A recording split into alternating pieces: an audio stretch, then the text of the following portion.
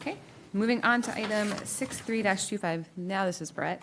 To consider action relative to a TIF renewal in a transit-oriented tax increment finance district. Am I on you, Counselor Lawrence, for the be it ordered? I'll read this one, but I read the last. Okay, no, we'll go down. Counselor Pillsbury.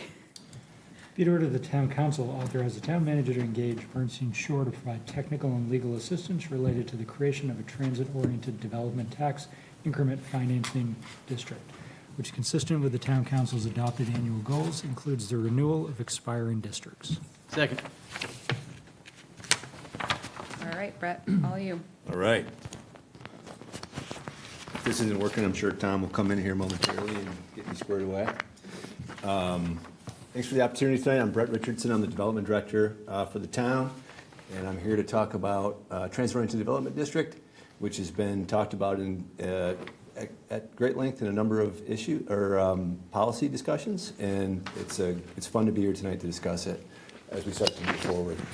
So why a TOD TIF now? We'll get into what it is and some of the detail there, but from what we've had with previous policy discussions, especially the dog bone most recently, there was an acknowledgement that the town has a couple of districts that are expiring that kick off a fair amount of revenue, and thanks to the state legislature, we have an opportunity now to renew those districts at the original assessed value from a number of years ago. So we have an opportunity there that is pretty unique to Freeport.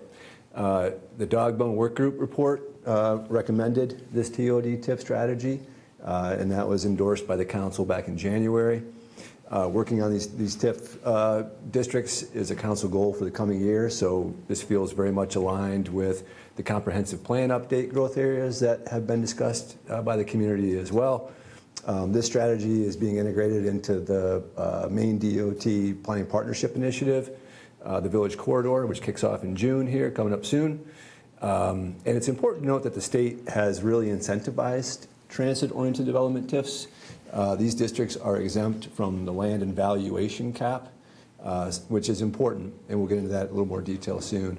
But probably most importantly, I think, is if we were to establish this district, it really is a unique opportunity to create a dedicated funding source to implement the community's vision that we've heard through the downtown vision, we've heard through the Dog Bone report, and it's baked into the comprehensive plan report as well. So that dedication and that reliable funding source is going to be important as we think about infrastructure in our growth areas. It's also important to note that discretionary funds available from TIF districts to the town are set to diminish pretty significantly here. We've relied on the Destination Freeport TIF for a number of years, and that's set to sunset here in a year or so. And so some of the important work that we're doing is funded by that Destination TIF, and you'll notice the Concord Gully Brook TIF. The resources that flow to the town for use don't really start to ramp up for another 10, 15 years. And so as we get into a point where there's a lot of community consensus and a vision to implement, having a funding source is key. And right now, we perhaps have a gap to fill in the coming years. Real quick, what is tax increment financing for those in the room who don't think about this every day? TIF is a flexible finance tool used statewide by statute, enables towns to support projects that align with community goals. And the key here is we're talking about new property tax values.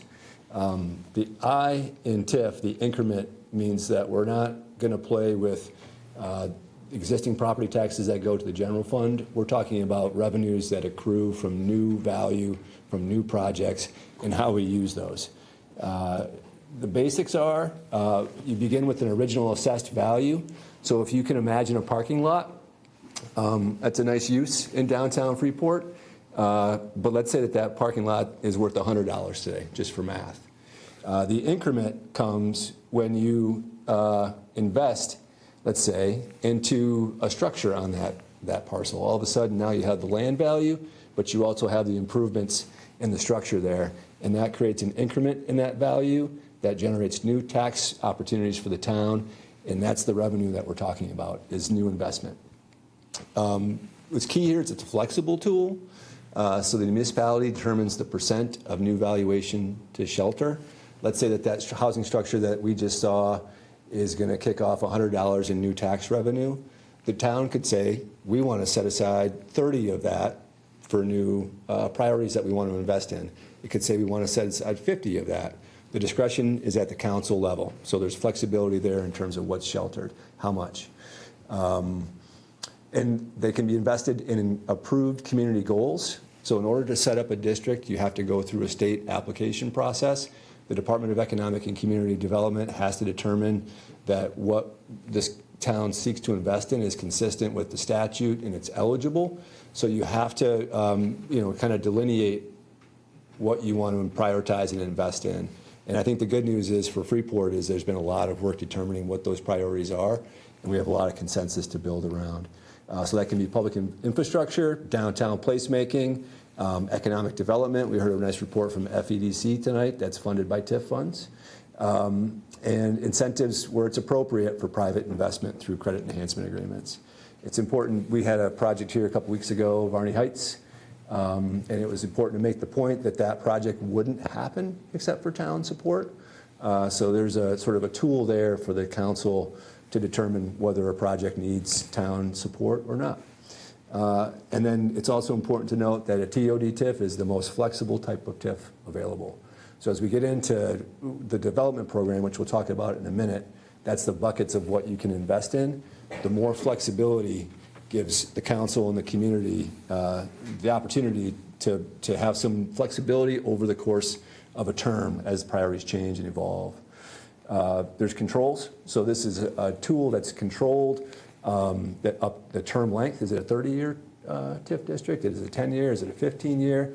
The size of the district and the parcels that are included. So part of the exercise that we'll talk about tonight with Bernstein Shur is sort of delineating what the optimal strategy is for the town, what parcels to include, what not to include. So we're being thoughtful about making sure that we have a stable tax base for the residents, but we're also thoughtful about the resources we'll need to move forward with the visions that we've created.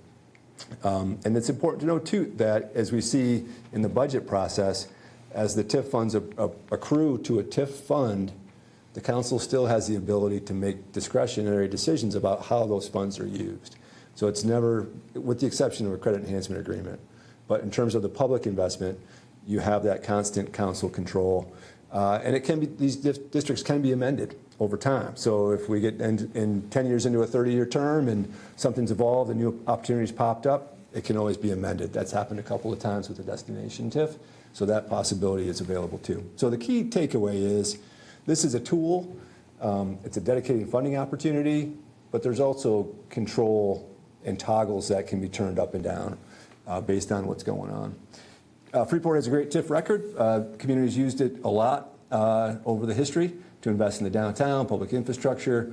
We had the Varney Heights TIF recently, and we're currently well below the 5% land and valuation caps. So 5% of the land in the town, the state caps that, a limit on that, can't go above 5, or 5% of the valuation. But TOD doesn't count towards that 5%. You're ahead of me. Yeah, so this is pretty unique. And that we'll kind of put a point, exclamation and point on that here pretty soon. Benefits of the district, to John's point, we're exempt from the state TIF caps. So we have the opportunity, because the geography in Freeport is served by the bus, it's served by the train, a lot of the geography in Freeport's most valuable commercial core fits the definition of a TOD TIF district. And what that means is that the town has the opportunity, and we'll push on this through the process that we're proposing with Bernstein Shur to really maximize that. The town has an opportunity to not only TIF some of the most valuable land in the community, that TIF won't count against that 5% cap. So you're not foregoing opportunities to embrace projects in other part of the town that you want to support. That's important. It's pretty unique for Freeport. Again, it's a dedicated funding source. It's something that accrues year after year, and you can plan on it almost like a household plans on their holiday bonus, right? You can start to plan on that. It's particularly important because the land, the geography that we're talking about exempting is some of our highest value and likely to be highest density. So if it had to be in there, we might be bumping up against that 5% valuation cap. Be over Yeah. on the value, not the land, but the value. Right. So we're talking about the downtown, south on Route 1 to Maine Beer Company. This is the planning partnership That's a really initiative. important element of this moving forward. It is, yep, it's key. And then the tax shifts, there's a tax shift benefit. So I highlighted this budget, it's hard to see. But what it says, and this is in our current budget, is that the total budget proposed by the county, RSU, transit, and town is going to go up 7.19% this year. However, our share of the county tax goes down. And that shows how tax shifts work, because our contribution to these entities are determined by how our value fits within the broader value, for example, of Cumberland County. And so costs aren't going down, right? Costs are going up. So why is our county tax bill going down? It's because the neighboring communities have achieved more valuation increase than we have. So even though costs have gone up, our share of the pie has gone down because other communities are increasing their value faster than we are. And that's relevant because what John just highlighted is that we have the ability to essentially establish an OAV on our most valuable part of the town, which means that for how we fit into the state, how we fit into the county, that is limited at that original assessed value. And every increase will not count towards the formula that determines how much we pay for the county. So what we're saying is that we have the opportunity, just as our share of the county budget has gone down, even though costs have gone up, is we have an opportunity to freeze at some level an important part of the value that helps understand what our contribution is to the county. So it's an important tool there. The Bernstein Shur engagement, phase 1, planning and strategy, we're pretty much ready to hit the ground running. We've got the parcels kind of mapped out. This is a rough map. You can see a 5 on the inside line. That's 500 feet from Route 1. PPI and the dog bone are looking at 1,000 feet from Route 1. But that, the orange is the districts that could be renewed. The green are the development potential that could be adding value. So we've got a pretty good handle on what could be in there, and we're going to make a determination about what should be in there with support from Bernstein Shur. And then the next step after that, it really ties in well with the community, the Village Corridor Initiative, which Stantec and Spec Dempsey are going to do a build-out analysis for this geography to understand what we could fit in there for new housing and new mixed use. And they're also going to do this coordinated development design, which is help us understand what some of the utility costs are to serve that. And those are 2 parts of the development program. What kind of new tax revenue could we project realistically? And then what are the buckets that we want to invest in? Sidewalks, sewer, water, you name it. These are our opportunities. Phase 3 follows that finding, and once we have that data, then we prepare a state application based on what the consensus is. Bernstein Shur will help us with that. And then once it goes to the state, then we have the opportunity to do some back and forth as we, the town, tries to make that development program as broad and flexible as possible. And they say, no, you got to peel it back a little bit, and we negotiate that. So that's what we're trying to do here, is to maximize the flexibility so that this is a dedicated resource that the town can count on for the long term to invest in the vision. So real quick, last meeting, you guys endorsed the PPI, Stantec, Spec Dempsey. That's moving forward. That's the infrastructure. That's key. What we're asking for tonight is a funding tool to help implement the vision. And then we intend to come back at your next meeting and talk about a work plan over the next several months to unlock some development potential downtown, and then also to really start to be strategic about how we prioritize implementation of the comprehensive plan recommendations once that's adopted. So infrastructure, funding, land use, it's coming together. Brett, can you comment on sort of where TOD districts are in terms of how common they are and how many times DECD has seen these in terms of a TIF application? In other words, are we late to the game, or are we blazing a trail? Or are we right in the middle of the pack? Where are we in terms of proposing a TOD TIF? I think we're not sort of front, but we're pretty close to that. Saco has an extensive TIF is a big part of their commercial corridor. Other communities have looked at it. Portland has one. Again, for a community of Freeport size, to have the bus and the train is fairly unique for where we sit. And then the new tool that's available, the renewal of the TIF for a 20-year, statutes enable that, but no community has utilized it. So we have an opportunity to push on that and to get that interpretation of that new statute interpreted as broadly as possible.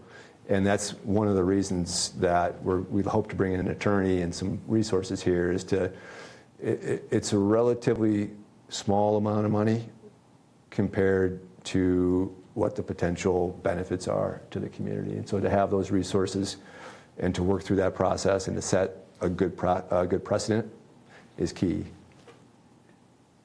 Thank you.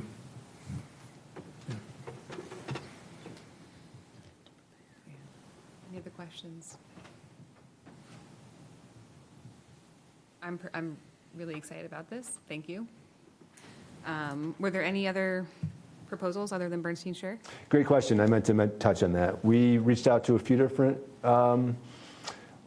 firms, and this has been a conversation that's been going on. So we reached out to the town attorney, Woodson Drummond, got a quote from them.